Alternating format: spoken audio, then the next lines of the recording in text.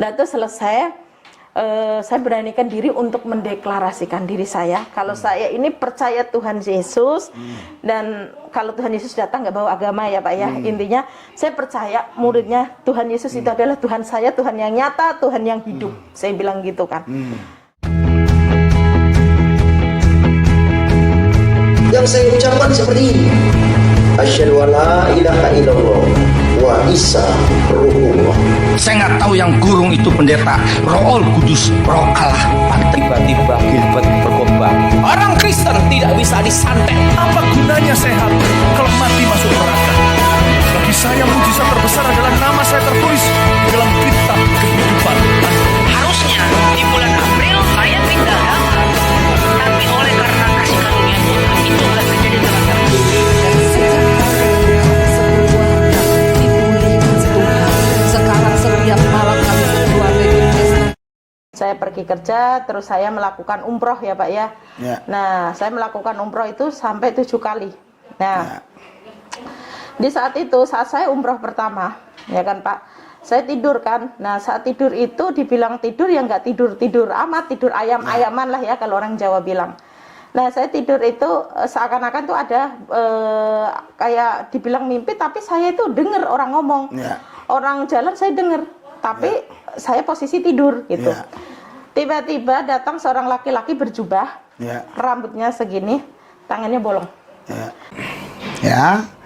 Jangan lupa yang belum subscribe, tombol lonceng dipencet, dan juga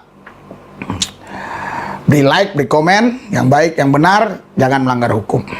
Shalom Bapak Ibu Saudara-saudari yang dikasihi Yesus dan yang sekasih, kita berjumpa kembali dengan Ibu Siti Amanah ya. Nanti Ibu ini akan bersaksi bagaimana dia bisa mengenal Yesus, tapi sebelumnya kita berdoa. Tuhan Yesus, urapi kami, Ibu Siti Amanah, biar mengucapkan semua yang benar, tidak rekayasa, tapi apa yang dialami bersama Yesus, itu yang diucapkan oleh Ibu Siti Amanah ini. Begitu juga hamba-Mu, sebagai moderator, Tuhan urapi, supaya apa yang kuucapkan semuanya juga untuk hal-hal yang memuliakan nama Yesus. Kalau ada kuasa-kuasa gelap iblis setan roh jahat yang mengganggu, saya patahkan dalam nama Yesus. Dan kami wawancara ini bukan untuk membandingkan yang mana agama paling baik, dan bukan untuk saingan, tetapi kami ingin menguatkan iman rekan-rekan kami yang percaya Yesus. Karena itu kami mau Tuhan Yesus membicarakan hal-hal yang kami alami bersama Yesus. Ibu Siti Aminah, Tuhan berkati, supaya apa yang dibicarakannya semuanya itulah yang dialaminya bersama Yesus. Dalam Yesus yang kudus kami berdoa. Amin. Amin. Saudara, yang saya dengar Ibu Siti Aminah ini dulu Muslim, tapi sekarang sudah percaya Yesus. Dan biar beliau saja nanti yang cerita bagaimana dia bisa percaya Yesus. Iya Bu? Siapa namanya Bu? Siti Amanah Pak. Siti Amanah, oke. Tuhan berkati Ibu. Coba cerita. Shalom saudara semua. Nama saya Siti Amanah. Saya berasal dari Jawa Tengah, lebih tepatnya saya dari Demak. Gitu. Nah, saya awalnya nggak menyangka kalau saya itu akan menjadi seorang Kristen atau percaya dengan Tuhannya orang Kristen.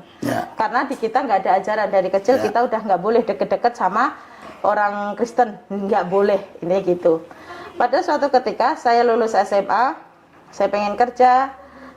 Karena ibu saya kan pergi atau gimana ya. Nah, saya pergi kerja, terus saya melakukan umroh ya Pak ya. Nah, saya melakukan umroh itu sampai 7 kali. Nah, di saat itu, saat saya umroh pertama, ya kan Pak, saya tidur kan. Nah, saat tidur itu dibilang tidur ya nggak tidur amat, tidur ayam-ayaman lah ya kalau orang Jawa bilang.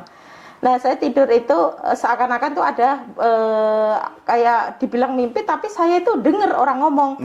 Orang jalan saya dengar, tapi saya posisi tidur gitu. Tiba-tiba datang seorang laki-laki berjubah, rambutnya segini, tangannya bolong. Dia elus rambut saya, rambut kepala saya dilus gini. Kalau kita lihat cuman kayak gitu, tapi dampaknya itu dulu kan saya nggak mudeng ya istilah damai sejahtera sukacita itu, aku nggak mudeng kata-kata itu. Aku rasakan itu nyaman banget, senyaman-nyamannya gitu ya.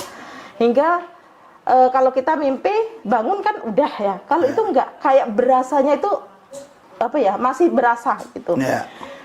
Pagi saya ke Masjidil Haram kan itu Ka'bah itu kan di tengah Masjidil Haram. Nah di situ kan katanya bilang gini, kalau kamu sholat 2 rakaat di depan pintu Ka'bah itu dan berdoa, apa yang kamu doain itu akan terkabul. Ya karena di keyakinan saya yang dulu ya saya ikutin aja dong gitu. Saya berdoa. Nah, di depan pintu Ka'bah itu kan ada kayak kaca. Itu namanya Makan Ibrahim. Kata dari Makan Ibrahim itu bukan makam ya, Pak ya. Bedanya itu bekas kakinya. Kemudian saya duduk sini, oh bekas saya. Nah, itu dinamakan Makan Ibrahim. Nah, di situ di kaca gitu kan. Nah, setelah itu saya di belakangnya sholat gitu. Nah, saya sholat rakaat itu, sholat sunnah 2 rakaat itu, saya berdoa. Karena katanya kalau sholat berdoa di depan pintu Ka'bah terijabah, kan gitu kan. Nah, saya berdoa tuh ceritanya. Nah, setelah berdoa, yang saya doa itu gini. Karena di agama dulu, ya Allah, aku kepengen ketemu sama laki-laki yang bikin saya nyaman kayak di mimpi itu. Saya nggak ngeh kalau dia itu laki-laki itu Tuhan Yesus. Saya nggak tahu karena saya nggak pernah tahu apa Tuhan Yesus. Dari kecil saya juga nggak pernah dikasih tahu itu Tuhan Yesus, nggak ada. Bahkan kalau bisa kita agak jauhan sama orang Kristen gitu. Singkat cerita, saya sampai umroh 7 kali. Nah, saya balik ke saya udah gitu menikah, Pak, ceritanya. Saya menikah, punya 2 orang anak cowok cewek. Tapi mungkin jodoh saya sampai di situ. Suami saya KDRT. Sering mukulin saya, hingga saya pergi, dan saya itu waktu pergi di Singapura, saya dimimpin lagi. Nah, saya dimimpin lagi seorang laki-laki, tangannya bolong, berjubah, rambut bau. Tapi kalau wajah saya nggak bisa ngomong ya, Pak. Cuman saya merasakan gitu loh, Pak. Tahu itu laki-laki berjubah gitu. Ngelus lagi. Perasaan ini sangat-sangat merasakan damai seperti yang pertama kali aku bilang itu. Tapi perasaan ini kok sama persis. Sampai aku mengharapkan laki-laki itu selalu ada gitu. Nah, aku berpikir mungkin itu laki-laki terbaik untuk saya, pikiran saya, karena bikin nyaman. Tapi kok aneh, tangannya bolong gitu loh, di sininya itu bolong gitu. Nah, sudah gitu, saya berpikirnya pernah kan kita kumpul kan. Nah, kita kumpul sama kawan-kawan. Aku tuh tiba-tiba bilang gini, gue pengen jadi orang Kristen. Nah, teman saya bilang, lu jangan gila, lu bisa dibunuh. Nah gitu, enggak, cuman bercanda aja kok gitu. Karena waktu itu kan saya belum tahu, tapi nggak tahu, keluar aja kata-kata itu. Saya ke Indonesia, saya ketemulah seorang laki-laki. Kebetulan dia kerja satu kantor sama saya kan waktu itu. Nah, dia itu akhirnya nikah sama saya, orang Batak itu, orang Medan. Nah, kita menikah secara Islam memang. Nah, kita menikah, saya didatangi, tapi setiap suami saya membahas Islam, saya itu sensi. Setiap dia membahas Islam itu saya sensi. Nah, dan kebetulan kan waktu itu suami saya sering nonton YouTube-nya Bapak. Nah, apa sih nonton YouTube yang teriak-teriakan kayak gitu, nggak jelas adanya, saya bilang gitu. Saya sensi, jujur Pak, saya sensi. Saya tahu gitu loh Bapak ini. Nah, sama saya, kamu nggak tahu, ini tuh juga dulu kayak kamu. Alah, mana ada kayak gitu, gitu kan. YouTube teriak-teriakan, itu apa gitu kan, waktu itu jujur Pak. Saya nggak tahu itu gitu. Nah, setiap orang ngomong haleluya, haleluya itu apa gitu. Gitu apa? Ini kan kenyataan ya, kejujurannya saya ya. Nah, udah gitu, tapi saya jujur Pak, setiap suami saya pergi, saya penasaran Pak. Saya penasaran. Penasaran banget. Saya baca, pinjam Alkitabnya, tapi tanpa sepengetahuan dia. Sebelum dia datang, saya harus tutup. Jangan sampai dia tahu aku baca Alkitab. Gengsi dong, saya gituin.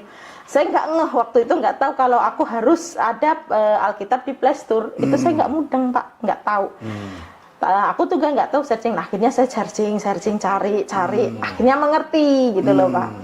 Tapi cuman hanya sekedar mengerti, tapi nggak tahu gitu maksudnya apa gitu loh Pak. Nah, singkat cerita, saya punya teman orang Batak juga, cewek itu Pak. Saya bilang, aku pengen ke gereja, hayu katanya. Ya udah hayu, tapi nggak pernah terlaksana. Hayu hanya hayu aja. Hingga aku terus ketemu orang Nias, tetangga saya. Saya bilang, tante aku mau ikut ke gereja. Ya yuk tante, hari Rabu yuk. Nah Ini bingung saya. Mana ada gereja hari Rabu? Setahu saya orang Kristen gerejanya hari Minggu. Wah, ini sesat nih. Saya nggak berani dong setiap si orang mana Nias itu ngajak saya bilang nanti dulu lah, belum siap lah apa, pokoknya ngeles lah ya, karena saya berpikirnya ini nggak jelas. Karena ke gereja setahu saya hari Minggu gitu kan. Saya nggak ada istilah doa ini aku nggak tahu. Hingga saya ketemu seorang orang tua, dia bekerja di gereja yang sekarang saya gereja itu, nggak tahu mungkin itulah Tuhan ya, rencana Tuhan. Tapi saya sebelumnya itu saya dimimpiin lagi, seorang laki-laki itu datang lagi ke saya, tapi nggak ngelus rambut saya, tapi saya dituntun, dibilang inilah Bethlehem gitu. Nah, Bethlehem itu apa? Kan gitu kan? Bethlehem itu apa? Saya nggak tahu Pak, Bethlehem itu apa? Kan gitu kan? Nah, terus saya tanya, Bang, Bethlehem itu apa? Oh, Bethlehem adanya di Israel sana. Di sana ada tembok ratapan. Makin nggak jelas aja dalam hati saya. Apa itu tembok ratapan atau apa pikiran saya? Sudah tuh selesai tuh Pak. Tapi saya makin gejolak di sini tuh nggak bisa saya ungkapkan. Benar-benar bergejolak. Gimana ya? Mungkin para murtadin di luar sana akan mengerti kalau kita dijamah Tuhan Yesus itu gimana. Sudah gitu, saya ke gereja sama ibu-ibu itu.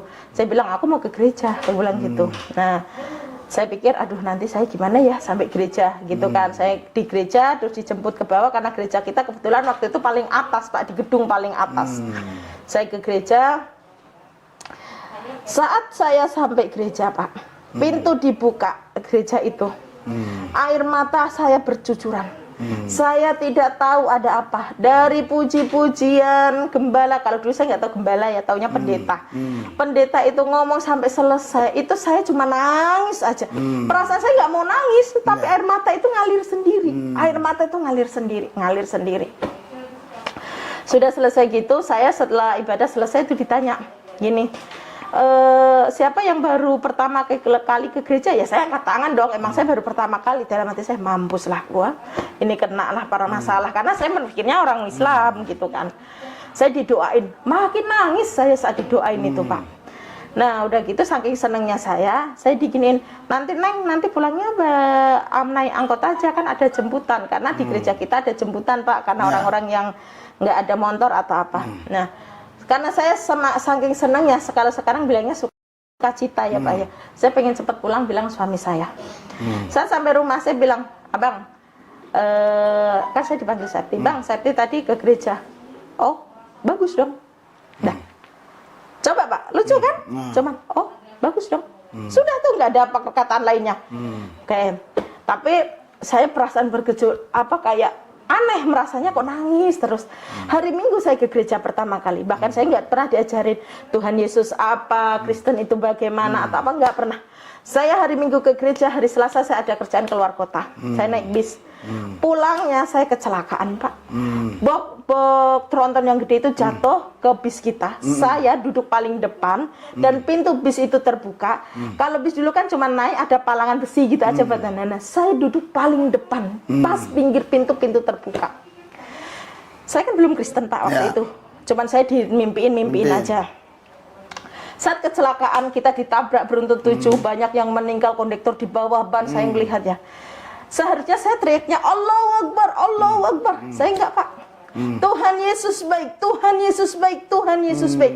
Di saat kecelakaan mobil kita terbelik, saya panggilnya Tuhan Yesus baik. Dari mana Pak kata-kata itu? Seharusnya saya Allahu Akbar, Allahu Akbar dong. Karena saya belum diajarin, cuman pertama hari Minggu ke gereja, Selasa saya kecelakaan. Nah coba. Tahu nggak Pak, orang meninggal banyak, kecelakaan banyak, ada kok di Google kok, KM 55 Cikandi, masih ada sampai sekarang di YouTube. Saya kecelakaan di situ. Nah, pada saya paling depan kan Pak, ditabrak berapa bis yang meninggal belakang kebanyakan. Saya itu cuma terluka sedikit aja di bibir saya.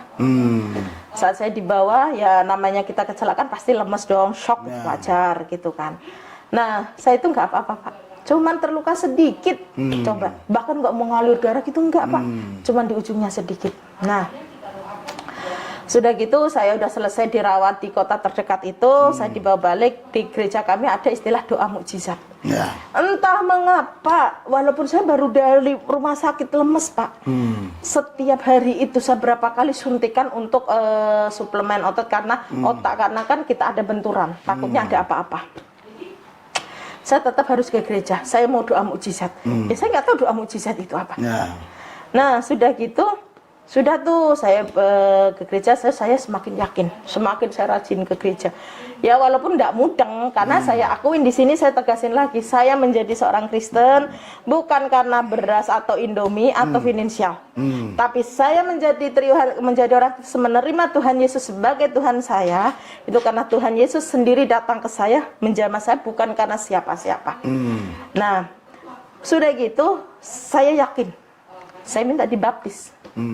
Saat saya minta dibaptis, saya terima dibaptis itu, saya meminta sendiri loh Pak, bukan ditawarin. Saya mencari sendiri Tuhan, bukan karena dikasih tahu orang atau pendeta ujuk-ujuk Bapak datang ke saya nginjilin saya, enggak ada. Saya saya minta dibaptis. Setelah saya dibaptis, saya mau dibaptis, saya udah ngisi formulir semuanya. Saya pendarahan 3 bulan Pak. Aku pikir datang bulan biasa dong, seminggu, 2 minggu, 3 minggu, 1 bulan, 1,5 hingga 3 bulan, nggak berhenti. Sampai saya bosen Pak, minum obat. Jangankan berhenti Pak, berkurang pun enggak. Siapa yang nggak bosen Pak? 3 bulan loh Pak, waktu itu, bahkan lebih ya. Tapi ada lucunya gini, karena saya di sebelumnya, kalau kita datang bulan, jangankan ke masjid, pegang Al-Quran aja tidak boleh, karena kita najis. Nah, saya berpikir masih keyakinan yang dulu dong Pak. Saya nggak mau ke gereja Bang. Gini saya ngomongnya, Bang saya nggak ke gereja hari ini. Kenapa? Saya lagi datang bulan. Ketawalah suami saya. Saya jawabnya, enggak bener nih. Suka ngelihat yang teriakan. Sekarang pikiran saya nggak bener, jujur loh Pak. Nah sudah gitu, itu jawabnya, Tuhan saya tidak jijik sama darah. Itu jawaban suami saya. Ya udahlah, saya gimana ya? Saya takut tembus ke apakah, pokoknya gimana caranya gitu kan. Ternyata sampai gereja nggak apa-apa Pak, boleh. Ternyata nggak ditanyain kamu lagi datang bulan nggak gitu. Ya saya di sana sukacita banget kan Pak. Nah singkat cerita udah 3 bulan tuh Pak. Saya nggak berhenti, saya capek ke rumah sakit, periksa itu capek Pak. Nggak ada apa-apa, tapi darah keluar terus gitu kan. Sudah gitu pas hari Minggu itu biasanya kan saya selalu gini, kalau saat firman, aku nggak mau ketinggalan 1 detik sedikit pun firman itu ketinggalan. Saya itu biasa kalau mau firman itu saya ke toilet dulu biar nanti nggak ada istilah mau kencing lah apalah, itu aku nggak mau Pak. Sudah saya siapkan, bahkan air pun saya bawa. Karena saya nggak mau ketinggalan firman yang akan dibawakan oleh gembala saya itu. Mungkin ini udah diatur Tuhan, saya tiba-tiba itu mau kencing. Saat mau kencing, softtek saya nggak ada apa-apanya Pak, bersih. Udah 3 bulan lebih tuh Pak, karena pergumulan saya pengen dibaptis, katanya kok nggak bisa terus karena datang bulan. Nah saat itu juga saya bilang saya mau dibaptis sekarang ini. Saya jawabnya gitu. Nah kalau orang dibaptis sukacita dong Pak. Suami saya pasti sukacita. Saya telepon, saya tuh baptis itu nggak diantar siapa-siapa kecuali pendeta sama ibu itu karena dia pekerja. Nggak ada yang nganter suami saya atau apa Pak. Jadi saya berangkat sendiri. Ya coba Pak. Nah setelah suami saya telepon, Bang saya mau dibaptis. Ya udah, bagus dong.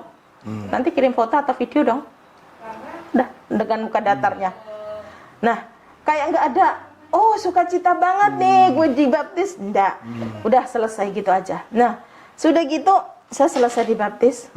Selang semalam atau 2 malam itu saya mimpi Pak. Mimpi seorang laki-laki lagi yang sama, tapi beda lagi. Dia ngasih saya salib, tapi emas. Saya buang itu salibnya. Saya bilang aku nggak mau, ini apa? Gitu kan. Saya mau emas, tapi aku nggak mau salib. Saya mau emas, tapi saya nggak mau salib. Saya digituin. Tapi salib itu datang terus ke saya, dikasih terus ke saya, hingga laki-laki itu bilang gini, ini untuk kamu, suatu saat kamu akan mengerti. Sudah tuh Pak, saya melihat diri saya di sebuah gereja, saya duduk itu berdoa, pokoknya berdoa sangat, tapi banyak orang di situ, tapi saya berdoa, tapi aku nggak tahu itu Pak, gitu loh. Nah setelah itu saya sudah selesai, salah satu pekerja gereja itu orang tuanya meninggal. Saya ikut ngelayatnya orang Kristen kayak apa sih? Penasaran dong Pak saya. Di jalan itu salah satu penggereja itu bilang, namanya Ko Aren, bilang gini, menjadi orang Kristen itu nggak gampang. Menjadi orang Kristen itu siap menderita, siap sakit. Bukan berat. Nah, saya mikir dong, apa maksudnya? Saya tahu dia itu bukan ngomong ke saya, dia lagi ngomongin anak rohaninya di sampingnya gitu loh. Tapi saya merasa gitu loh Pak. Apa maksudnya ini apa gitu loh. Nah, sudah tuh. Tapi saya walaupun nggak ada yang cover saya, yang mendampingin saya seorang murtadin katanya sekarang bilangnya, itu nggak ada Pak. Saya mencari sendiri. Pengen pengetahuan, pengen apa itu saya mencari sendiri. Ibadah apapun aku ikut gitu. Nah dulu tuh aku nggak mudeng Pak, ada umas itu apa? Aku pikir ya ibadah, ternyata umas itu usia emas. Wah buset, gue udah masih muda nih gitu kan, nggak mudeng karena saya nggak mudeng. Nah itu selesai. Saya beranikan diri untuk mendeklarasikan diri saya kalau saya ini percaya Tuhan Yesus, dan kalau Tuhan Yesus datang nggak bawa agama ya Pak ya, intinya saya percaya muridnya Tuhan Yesus itu adalah Tuhan saya, Tuhan yang nyata, Tuhan yang hidup. Saya bilang gitu kan. Orang tua saya tahu, jelas mereka nggak terima dong, walaupun kami orang NO, mereka nggak terima. Dunia akhirat, segala macam. Hingga suatu ketika orang tua saya melihat kesaksian saya, karena saya kan udah banyak kesaksian di mana-mana ya, melihat saya dengan saya, dan salah satu petugas kampung kami nggak terima. Saya bilang saya udah nggak nyaman di keyakinan saya dulu setelah Tuhan Yesus datang, dan saya seperlukan tapi ya emang saya nggak nyaman, masa harus dipaksain menjadi nyaman, kan gitu Pak. Nah, dan saya sudah cukup umur untuk menentukan pilihan saya. Siapapun itu nggak bisa menghalangin saya, gitu. Nah, terus saya diintimidasi beberapa bulan ini, mungkin baru 2 bulan inilah ya, saya terintimidasi. Kalau kamu mau pulang, bukan pulang ke kampung, tapi pulang ke kuburan. Wah, pokoknya sumpah serapah segala macam itu datang ke saya. Hingga anak saya itu pernah saya bawa ke sini pas main. Anak saya tuh saya ajak ke gereja Pak. Gitu, karena saya gerejanya GBI kan ada musiknya ya Pak ya. Anak saya kan nggak mudeng itu gereja. Saya bilang, Dek, Kak ikut ibu yuk gitu. Dia cerita, dan dia juga ngomong, teman-teman, aku tadi diajak ibu lihat konser katanya. Tapi konsernya itu haleluya, Tuhan Yesus gitu. Nah orang-orang yang dewasa paham dong Pak. Nah anak-anak kan nggak tahu, taunya itu konser gitu. Hingga akhirnya orang tua saya dapat penolakan, dapat yang nggak terima lah ya, katanya kalau kamu mau mengikuti lain tapi jangan menjelekkan agama sebelumnya. Apa menjelekin? Emang saya nggak nyaman? Nggak bisa dong kalau saya dipaksa. Saya udah kelewatan umur untuk menentukan pilihan saya. Hingga saya dapat kabar anak saya dimasukin pesantren yang 7 tahun itu. Tapi sebagai seorang ibu, bapak tanya pasti saya sedih.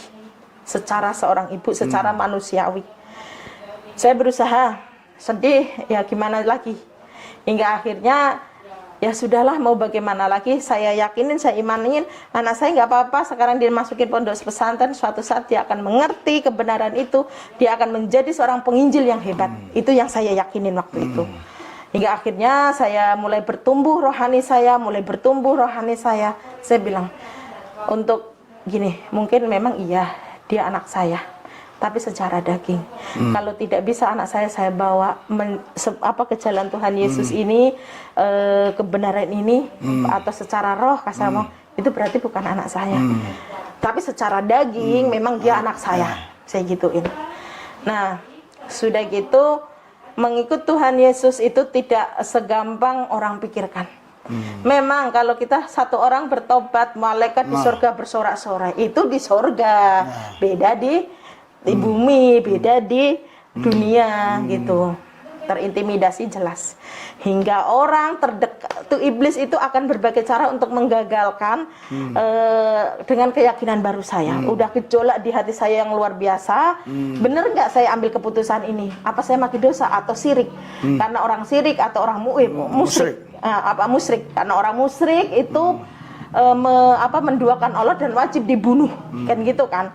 Nah, apa mungkin saya akan menjadi seorang musyrik? Bener nggak ya apa yang aku ambil ini, keputusan yang aku ambil ini bener nggak ya, saya gituin.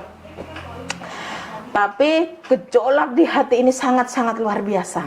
Dimana 31 tahun lebih saya di keyakinan yang dulu, tiba-tiba di saat usia saya 31 tahun lebih ini, saya menerima kepercayaan sesuatu yang baru dan itu benar adanya. Pasti goyah dong Pak. Lebih baik saya disakiti tubuh saya daripada gejolaknya hati ini. Bingung. Nggak ada yang cover. Nggak ada yang menasehatin. Apa yang aku pilih itu benar apa salah. Tidak ada Pak. Nah udah gitu usaha hancur. Kita nggak bisa makan. Kita mau diusir dari kontrakan. Karena mengikut Tuhan Yesus kan itu tadi akan kehilangan semuanya, nggak akan diterima, kan gitu kan. Tapi saya yakin Pak, seyakin-yakinnya Tuhan Yesus itu baik. Intinya itu saya, Tuhan Yesus itu baik hingga detik ini, makanya saya masih bisa di sini. Nah, setiap mau tapi iblis itu nggak akan pernah tinggal diam. Dia menyakitin saya melalui orang terdekat saya sendiri, yang dimana orang itu benar-benar berarti buat saya. Saya putus asa. Gitu kan, tapi namanya itu selalu kejadian perjalanan saya itu nggak segampang membalikan telapak tangan. Usaha hancur, saya bikin usaha bikin tahu bakso, hingga tahu bakso saya diblatungin. Roh kejahatan, roh itu datang ke saya. Tahu bakso yang saya bikin masih panas, dipenuhin belatung.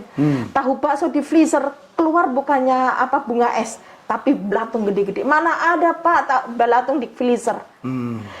Tahu itu baru. Dari kapan sejarahnya tahu itu berlatungan? Tahu itu bau busuk ya, bukan belatung. Bakso itu masih baru Pak. Masih kalau mungkin oke lah berhari-hari mungkin ya. Itu baru 5 jam, 3 jam, bahkan tahu masih anget Pak. Itu belatungan. Bayangin Pak. Udah saya cuma gini. Burung di udara itu makan kok, nggak kerja, masa saya nggak makan? Pikiran saya ya Pak ya. Nah tapi dengan keyakinan saya ini, pokoknya saya yakin Tuhan Yesus baik, itu aja yang saya yakinin. Tidak hanya segitu Pak, iblis mencobain Kak saya Pak untuk bisa kembali ke Muslim. Orang terdekat saya seperti saya bilang itu dipakai iblis. Hingga suatu malam jam 3 malam itu saya itu nangis, bingung. Cuman saya punya 3 pilihan. Kok begini amat ya hidup saya gitu. Apa saya harus kembali Muslim? Kalau nggak kembali Muslim kan ibu saya nggak mau terima saya. Saya mau pulang udah nggak diterima, malah ada yang mau bunuh. Apa aku harus kembali Muslim? Itu satu. Yang kedua, apa aku harus mati? Udah mau bunuh diri itu Pak saya. Kalau menurut saya Pak, saya nggak ada Pak, teman pada ngeblok saya. Semua teman nggak ada. Orang yang saya pikir bisa buat sandaran buat saya malah meyakitin saya. Ngapain saya hidup lagi? Kan gitu kan? Apa aku balik hidup? Apa aku harus jadi orang orang Islam lagi? Galau dong Pak. Dilema saya harus bagaimana? Saya udah berencana mau bunuh diri. Saya nggak peduli semua itu pikiran saya. Tapi saya akan mempertahankan iman saya, mempertahankan yang menyakitin saya waktu itu kan, kemarin itu, karena saya belum bertumbuh, iman saya belum tahu gitu. Saya harus mana yang harus aku pilih di antara 3 ini? Aku harus mempertahankan iman ini, atau aku harus mati saja, atau kembali ke Muslim. Itu sesuatu yang sangat-sangat membuat saya down, bener-bener sangat down gitu. Saya waktu itu ambil keputusan untuk tetap mempertahankan iman saya. Tuhan pelihara sampai detik ini. Setelah itu saya ditanya, kamu mau pakai cara apa? Digituin kan. Untuk orang-orang yang terdekat kamu yang dipakai iblis gitu kan, mau lewat jalan apa? Saya ditanya gitu, jawaban saya akan menggunakan cara kasih. Saya tetap akan saat ini juga, detik ini juga, saya lepaskan roh pengampunan, saya lepaskan pengampunan buat orang-orang yang menyakitin saya. Saat ini juga, detik ini juga. Saya akan membalas mereka semua dengan kasih. Saya selalu segitu Pak. Jadi menjadi murid Tuhan Yesus itu nggak segampang yang orang-orang pikirkan. Kalau intimidasi dari seberang mungkin udah wajar pasti. Tapi kalau intimidasi dari sesama kita itulah kadang yang lebih menyakitin kita. Itu Pak sedikitnya pengalaman saya mengikuti Tuhan Yesus. Wah, tadi Ibu nggak ceritakan tahun berapa Ibu mengenal Yesus itu? Mengalami perjumpaan pribadi dengan Yesus. Mengalami perjumpaan pribadi kan awal umroh itu udah dari tahun 2002 ya Pak ya? 2002 ya? Jadi Ibu umroh sampai 7 kali. Kalau umroh itu kan ada yang mengelilingi Ka'bah itu apa yang Ibu ucapkan? Labbaik Allah Pak ya, yang namanya labbaik Allah, Allahumma labbaik, labbaik la syarika lakal labbaik, innal hamda wa ni'mata lakal bul la syarika lak. Nah, itu dimana kita akan datang ke panggilan, dimana kita akan datang dengan panggilanmu, kita akan memenuhi panggilanmu. Gitu, Pak. Itu yang dilakukan itu. Ya. Gitu. Jadi saya coba tes yang ringan aja. Kalau Ibu memang dulunya Islam, Ibu bisa mengucapkan Al-Fatihah ya? Oh, bisa. Nah, coba Ibu. A'udzubillahi minasyaitonirrajim. Bismillahirrahmanirrahim. Alhamdulillahirabbil alamin. Itu kan Pak Ya. dimaksud. Ya. Malik yaumiddin. Ar-Rahmanir-Rahim. Ar-Rahmanir-Rahim. Malik yaumiddin. Iyyaka na'budu wa iyyaka nasta'in. Ihdinas siratal mustaqim. Siratal ladzina an'amta 'alaihim ghairil maghdubi 'alaihim waladdallin. Gitu Ya. kan. Itu kalau sholat kan harus itu yang pertama itu Benar. diucapkan. Terus setelah itu ada lagi ayat Ayatnya apa kayak, yang biasa Ibu pakai? Qul kalau sholat? a'udzu birabbin nas, malikin nas, ilahin nas, min syarril waswasil khannas, alladzi yuwaswisu fi sudurin nas, minal jinnati wan nas. Itu. Oh gitu ya. Jadi setelah Ibu ini sekarang ikut Yesus, ya, apa perbedaannya setelah ikut Yesus ini dibandingkan dulu waktu Ibu masih Islam? Pertama, itu perbandingan hal-hal yang batin lah, yang rohani lah, gimana? Ini, kalau perbandingannya, kehidupan saya dulu sebelum menerima Tuhan Yesus, dibilang mewah ya, ya bisalah ya ketimbang yang sekarang. Saya sebelum menerima Tuhan Yesus sama saya sekarang yang sudah menerima Yesus beda 180 derajatnya itu dari segi finansial. Dulu saya mau beli apapun gampang, pergi mobil ada, ibaratnya apapun gampang. Tapi setelah menerima Tuhan Yesus semua itu habis. Tapi yang tidak saya punya di saat saya kaya itu adalah sukacita, damai sejahtera. Di saat kondisi saya kayak gini tapi saya punya sukacita, damai sejahtera. Itu.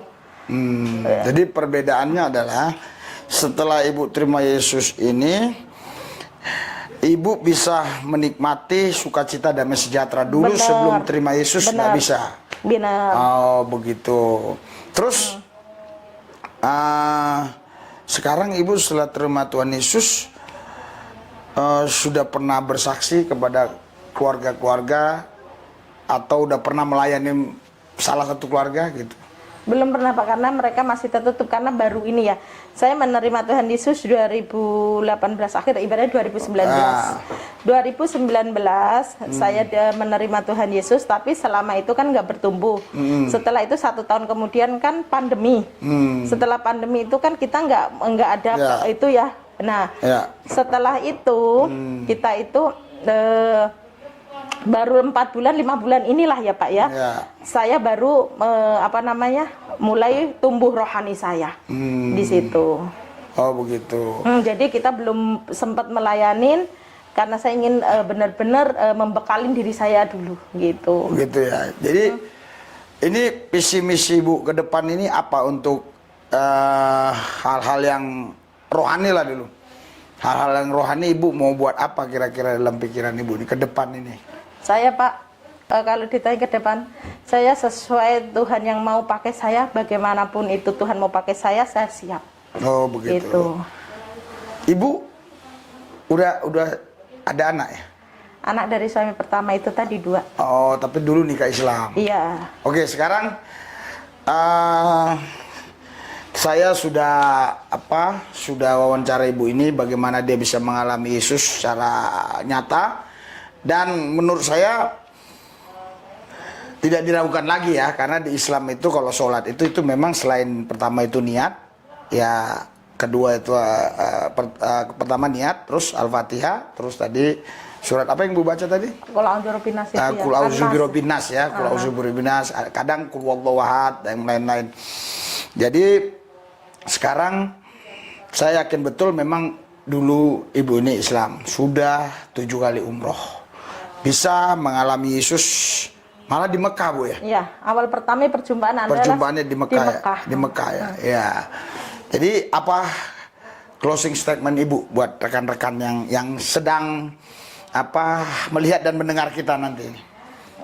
Bagi teman-teman, terutama sesama murtadin, jangan pernah takut, jangan pernah gentar, karena Tuhan Yesus setiap hari selalu bilang jangan takut. Sehari ada 335 itu. 365. Nah, 365 itu selalu bilang jangan takut dan jangan pernah takut gitu. Jadi teman-teman murtadin jangan pernah takut untuk menyatakan kebenaran ini, apapun itu yang terjadi, Tuhan Yesus pasti akan tompang kita, akan lindungin kita. Bagi teman-teman, ya maaf nih kalau kata-kata saya mungkin salah, yang sudah Kristen dari dalam kandungan pun, hayo bangkit, lahir baru, karena ini harus cepat-cepat terjadi, karena ini udah musimnya panen gitu Pak. Itu aja sih Pak. Saudara, Bapak Ibu sekalian yang dikasih Yesus dan yang saya kasih, ibu ini sebelum terima Yesus secara finansial is okay ya. Setelah ikut Yesus, hidupnya sederhana sekali secara finansial. Tetapi sebenarnya bukan karena dia ikut Yesus, tapi memang sebelum ikut Yesus sudah terjadi ada masalah ekonomi kan. Di situ dia berjumpa dengan Yesus. Dengan kata lain, walaupun dulu dia banyak uang atau secara finansial tercukupi, tapi nggak ada damai, nggak ada sukacita. Tapi sekarang secara finansial ini sederhana, tapi ibu ini bilang ada damai, ada sukacita. Itulah saudara yang nggak bisa dibeli, saudara. Saya pernah pelayanan di Kisar. Kisar itu saudara kalau dari Timur-Timur, dulu Timur-Timur, sekarang Timor-Leste. Ya sudah pisah dengan Indonesia. Saya pelayanan di Timur-Timur, terjadi pecah, itu perang pro kemerdekaan dan pro integrasi. Jadi pro kemerdekaan menang, makanya dari Timur Leste, dan kami lari ke Kisar waktu itu, naik kapal kecil sekali. Di Kisar itu ada namanya toko sukacita. Saya senang sekali waktu itu, saya senang sekali kan, wah ini ada toko sukacita. Cici, saya bilang saya mau beli sukacita. Wah, saya nggak jual sukacita loh, ini kan toko sukacita. Ini tulisan doang. Saudara, jadi banyak orang bicara sukacita tapi hanya simbolik atau hanya fata morgana, hanya angan-angan. Tapi ibu ini sudah mengalami sukacita di dalam Yesus itu secara nyata. Jadi, dan yang saya dengar tadi, ibu ini setelah dalam Yesus berubah. 2 Korintus 5 ayat 17, barang siapa dalam Kristus Yesus, dia menjadi ciptaan baru, yang lama sudah berlalu, sesungguhnya yang baru sudah tiba. Mari kita doa, biarlah kesaksian ini menjadi berkat. Mohon maaf bagi yang lain, kesaksian ini bukan untuk saingan, ya. Dan kesaksian ini bukan untuk membedakan, oh agama ini paling benar, agama ini bukan. Kesaksian ini adalah kesaksian pribadi yang untuk menguatkan iman sesama kami, khususnya orang-orang Kristen. Ya, jadi ini bukan untuk agama ini paling benar, bukan. Tapi kesaksian ini untuk menguatkan iman yang seiman dengan kami. Tapi kalau ada di antara saudara yang tidak seiman mendengar, ya itu urusan saudara.